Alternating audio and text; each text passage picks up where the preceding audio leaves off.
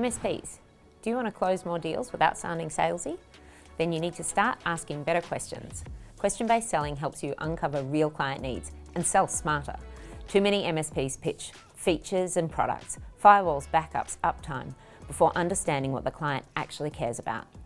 Question-based selling flips the script. It's not about what you offer, it's about what they need. Try this. Instead of saying we offer 24/7 support, ask, what's the impact on your business when your systems go down after hours? Now you're learning what matters and where your services fit.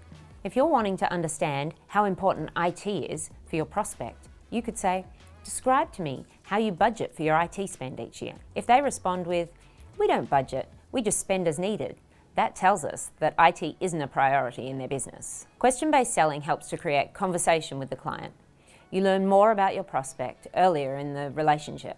People buy from those they know, like and trust. Building these conversations early helps build that trust. You can create your own questions by remembering the simple acronym TED.